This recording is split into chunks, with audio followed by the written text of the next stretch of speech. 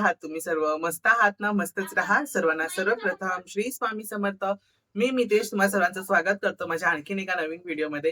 तर आज आहे आपल्या सर्वांचीच अशी भागवत एकादशी आणि आज भागवत एकादशीची सुद्धा खूप सुंदर पूजा झाली आहे आणि त्याच्याच सोबतच आज आहे 31st म्हणजे उद्या आपला नवीन वर्षाची सुरुवात होणार आहे. आय नो की आपण मराठी आहोत. प्राउड मराठी आपल्याला वाटतं, अभिमान आहे आपण मराठी असल्याचा आणि आपलं नवीन वर्ष हे पाडव्यापासूनच सुरू होतं. गुढीपाडव्यापासूनच आपलं नवीन वर्ष सुरू होतं. पण जे आहे आपल्या महाराष्ट्रात जे सुरू आहे, तर त्याच्यात पण आपण थोडा सहभाग घेऊन आणखीन तो गोष्ट चांगली करू शकतो, असं मला वाटतं. सो म्हणून आम्ही पण न्यू इयर छान सेलिब्रेट करणार आहे. सर्वच जण करत असतील.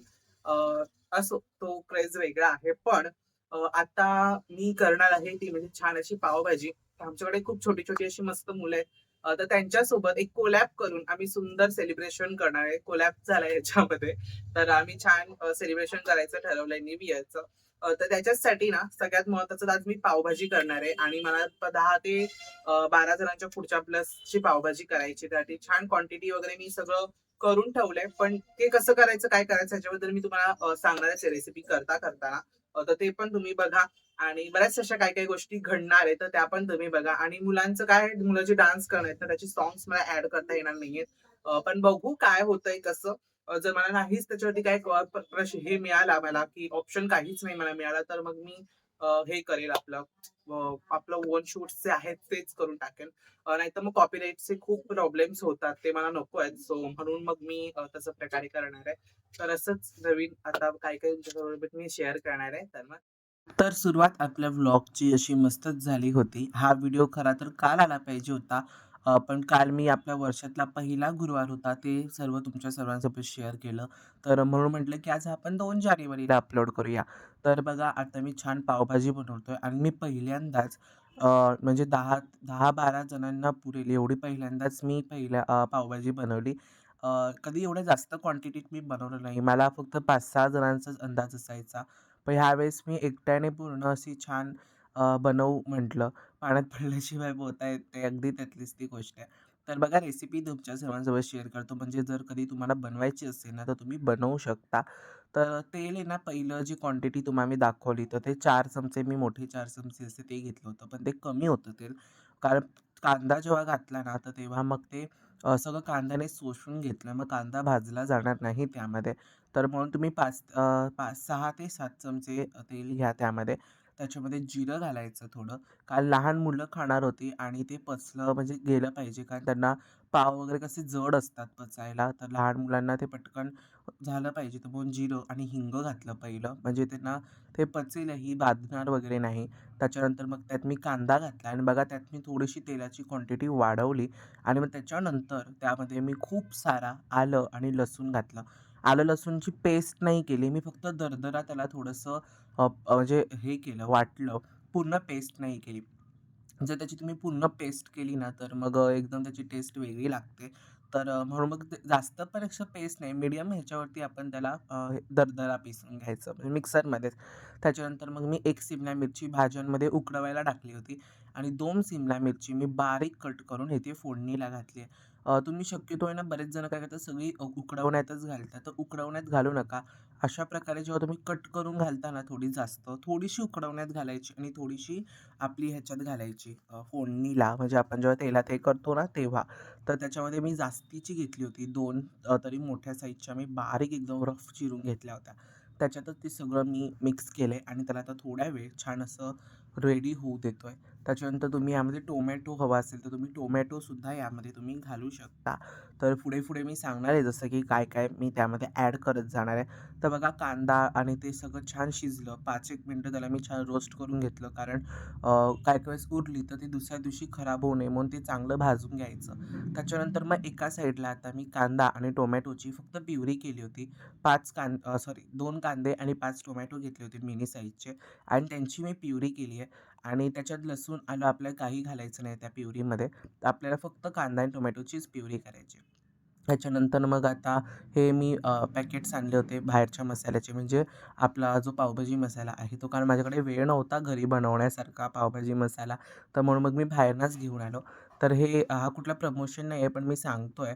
नाहीतर मग तुम्ही बोलाल प्रमोशन वगैरे तसं नाही आहे, पण मी सांगतोय.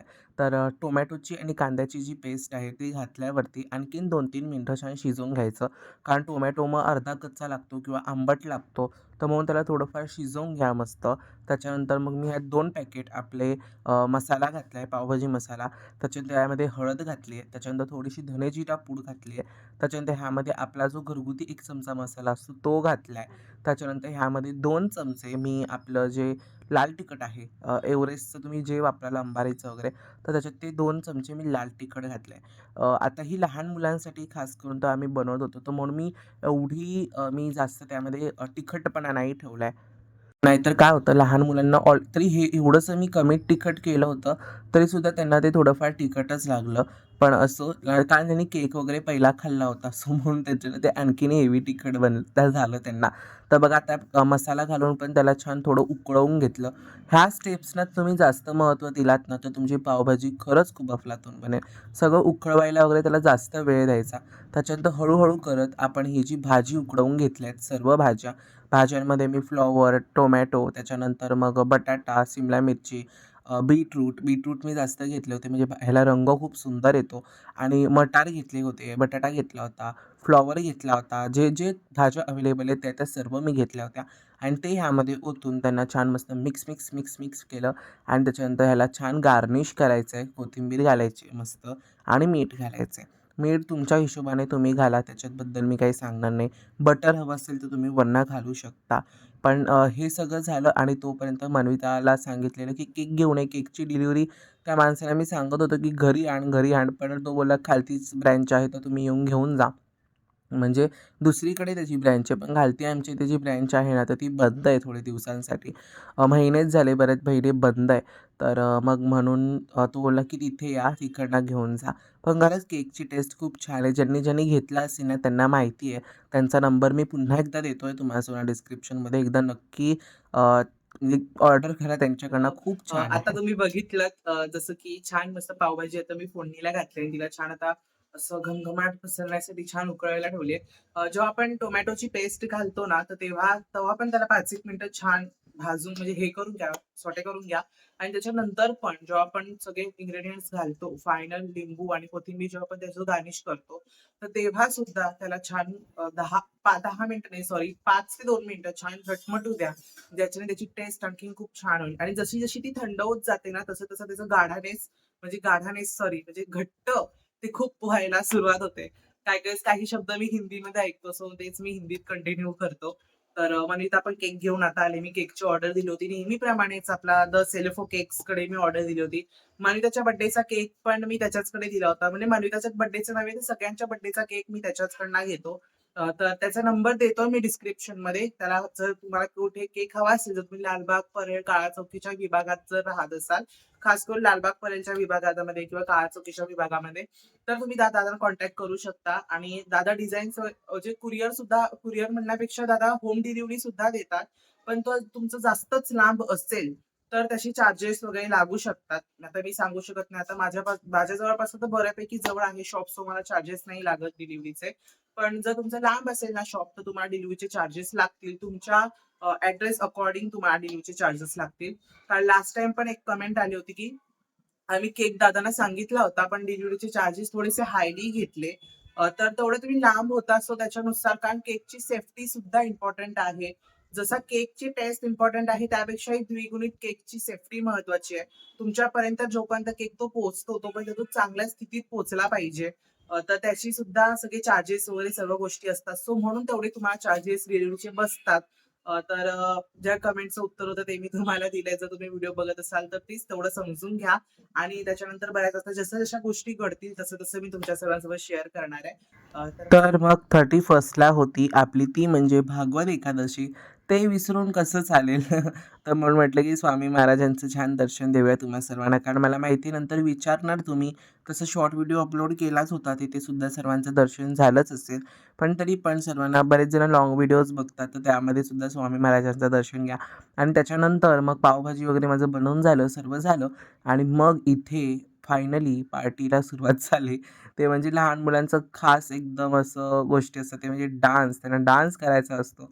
तर मी नंतर तुम्हा सर्वांना त्यांची ओळख करून देईल, की कोण कसं आहे. जेव्हा ते स्टेज परफॉर्म आहे ना त्यांचा सिंगल डान्स, तर तेव्हा मी तुमच्या सर्वांची ओळख करून देईन. नाहीतर इथेच असंच ओळख करून देण्यामध्ये खूप प्रॉब्लेम होईल आणि सगळी लहान-लहान, छोटी-छोटीशीच मुलं आहेत. जास्त नव्हती, कमी होती, तरी एखाद दोघं आली नव्हती. तर एखाद आला नव्हता, आली नव्हती सॉरी. तर त्यांना त्यांची काही गाणी त्यांना जी माहिती आहेत, त्या गाण्यावर त्यांना नाचायचं होतं आणि त्यांना जर थोडंसं जरी तरी गाणं अनोळखी वाटलं, की ते लोकं डान्स बंद करत होते. तर बघा त्यांचं काय म्हणजे त्यांना तरी आज म्हणायला गेलं ना, तर त्यांना बरीचशी गाणी सर्वांनाच माहिती आहेत. असं नाही की कोणाला नाही. आताच्या युगात ती मुलं आहेत, त्यांना बरीचशी गाणी माहिती आहेत आणि ते स्वतः आम्हाला सांगत होते, की "दादा, दीदी हे वालं गाणं लावा, ते वालं गाणं लावा. मी ह्याच गाण्यावरती डान्स करणार आहे." सगळेजण आणि अल्मोस्ट इथे बघाल ना, तर 2 ते 3 जण आम्हाला पकडून टोटल 4 जण आम्ही मराठी आहोत. बाकीचे सगळे इथे म्हणजे दुसऱ्या कास्टने बिलॉन्ग करतात. ते म्हणजे मारवाडी असतं ना, तर त्या कास्टने ते लोकं बिलॉन्ग करतात. पण त्यांना त्यांच्या पद्धतीची जर आम्ही ती गाणी लावली, तर ते आम्हाला पण समजणार नाही आणि त्या हिंदीवाल्यांना पण समजणार नाही. तर म्हणून आम्ही ते अव्हॉइड केलं. असे कुठला जातीभेद नाही आहे, पण मी सांगतोय ते आम्हाला समजणार नाही. तसं त्यांना पण हिंदी सॉन्ग्स खूप आवडतात, पटतात. तर ते लोकं हिंदी सॉन्ग्सच जास्त बघत होते. तर इथे मी गाणं वगैरे ठेवलं नाही आहे, कारण मला माहिती आहे, कारण पटकन कॉपीराईट येऊ शकतं. तर इथे आता माझी छोटीशी अशी अँकरिंग सुरू होती. कारण मी बऱ्याचदा अँकरिंगचं काम खूप छान करतो. कुठेही कुठे काय असेल तर तिथे मी अँकरिंगचं बरंचसं छान काम करतो. सो मग म्हटलं की आपण अँकरिंग करू.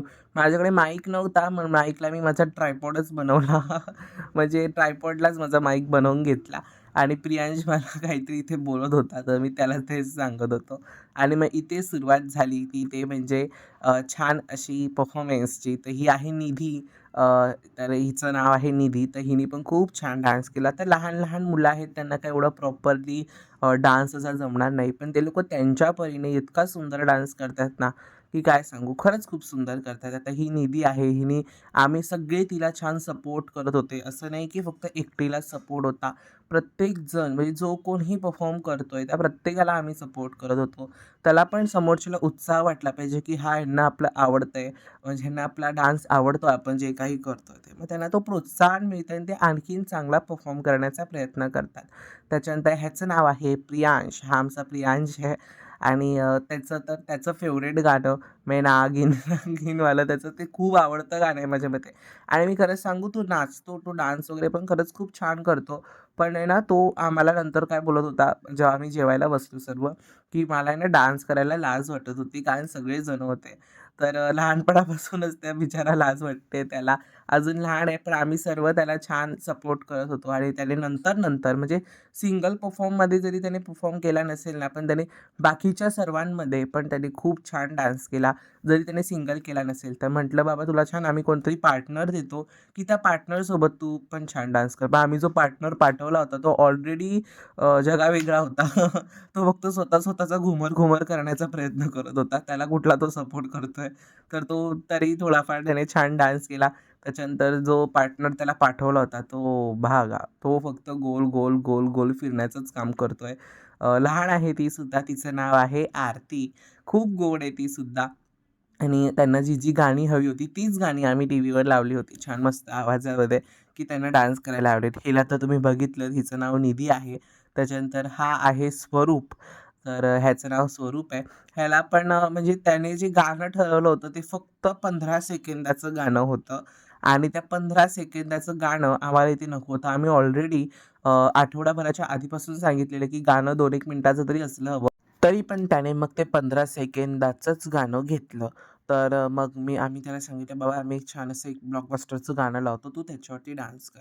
मग आम्ही त्याला पार्टनर म्हणून प्रियांश पाठवला, पण तेव्हा त्याने खूप छान डान्स केला. तेव्हा त्याला लाज नाही वाटली. कारण त्याच्यासोबत त्याचा पार्टनर होता, त्याचा फ्रेंड होता. म्हणजे एकट्यामध्ये परफॉर्म करायला तो लाजत होता. त्याच्यानंतर ह्या आमच्या the Marwari girls and queens त्या म्हणजे दिव्या आणि सुरवीला ह्या दोघी सख्ख्या बहिणी आहेत. तर त्यांना दुसरं कुठलं गाणं होत होतं, पण त्यांना ते घुमर गाणं खूप आवडत होतं. त्यांनी तसे घातले पण होते ड्रेसेस. त्यांचे आउटफिट बघा त्यांचा कसा आहे, त्यांनी कसा तो वेअर केलाय. तर त्या गाण्याला तो त्यांचा आउटफिट पण मॅच होतोय थोडाफार. अगदी जास्त पण नाही, पण थोडाफार मॅच होतोय. बघा मग त्यांना ती पार्टनर म्हणून त्या दोघीजणी आणखीन गेल्या. फक्त घुमर-घुमर, फक्त गोल फिरायचं आणि त्यांचा त्यांचा तो डान्स त्यांचा सुरू होता आणि मी थोडा व्हिडिओ फास्ट ठेवलाय, तर व्हॉईस ओव्हर करताना मला पण खूप हसायला येतंय, की मी तुम्हाला काय सांगू. म्हणजे तेव्हा आम्ही किती एन्जॉय केलं असेल सर्वांसोबत, ही गोष्ट बघा. त्याच्यानंतर ही पण त्यांचीच बहीण आहे. हिचं नावच विसरलो मी. सॉरी. हिचं नाव आहे साक्षी. बरेच सगळी मुलं तर काय-काय सगळ्यांचंच नावं लक्षात राहतील असं नाही. तर हिचं नाव साक्षी आहे. हिने कुठल्या गाण्यावर डान्स केला होता? ते बादल बरसाते गाणं आहे ना, तर त्याच्यावरती हिने डान्स केला होता. पण हिने पण खूप छान डान्स केलाय आणि सगळ्या मुलांनी खूप छान मस्त डान्स केले. सगळ्यांनीच खूप छान डान्स केले. आता त्यांच्या वयोमानाच्या नुसार पण त्यांनी खूप डान्स केले. ती बघा कोपऱ्यात तुम्हाला ती आरती दिसते कशा टाळ्या वाजवते.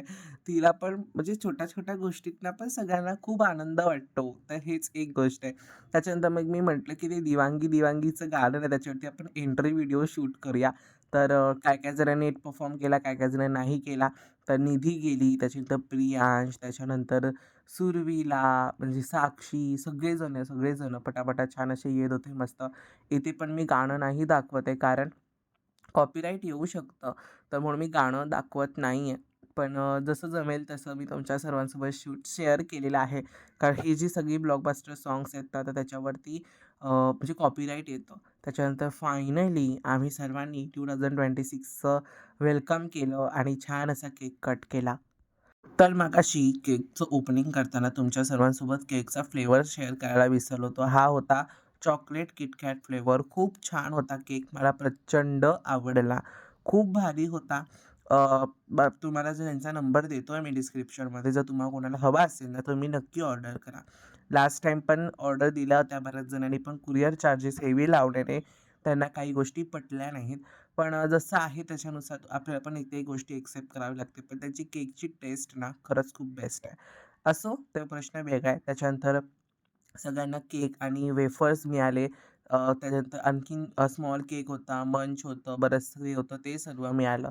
त्याच्यानंतर मग फायनली आम्ही जेवायला बसलो होतो. जेवायला मी जी पावभाजी बनवली होती, ती दिली. सगळ्यांनी ऑलरेडी केक-बिक खाल्ला होता. त्यांचं ऑलरेडी पोट छान असं मस्त गच्च भरलेलंच होतं.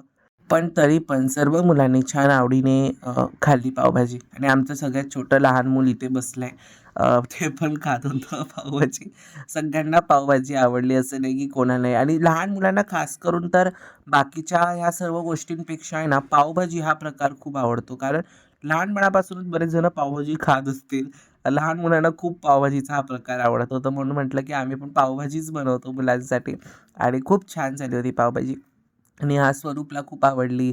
दिव्या, म्हणजे साक्षी, सुरवीला, प्रियांश, निधी, वन्विता असे सगळ्यांना छान आवडली. तर अगदी असं आमचं छान नवीन वर्षाचं आम्ही छान स्वागत केलं आमच्या क्युटी मुलांसोबत. तर अगदी नेहमीप्रमाणे तुम्हाला सर्वांना आजचा व्हिडिओ आवडला असेल, तर व्हिडिओला लाईक करा, शेअर करा आणि सगळ्यात महत्त्वाचं सबस्क्राईब करा. पुन्हा भेटूयात अशा उद्याच्या एका नवीन व्हिडिओमध्ये. तोपर्यंत सर्वांना बाय आणि सर्वांना श्री स्वामी समर्थ. आणि पुन्हा एकदा तुम्हाला सर्वांना नवीन वर्षाच्या खूप खूप खूप शुभेच्छा. तुमच्या सर्वांच्या आयुष्यात हे नवीन वर्ष खूप आनंदाचं, समाधानाचं, आरोग्याचं आणि नीट आणि भरभराटीत जाऊ देत. श्री स्वामी समर्थ.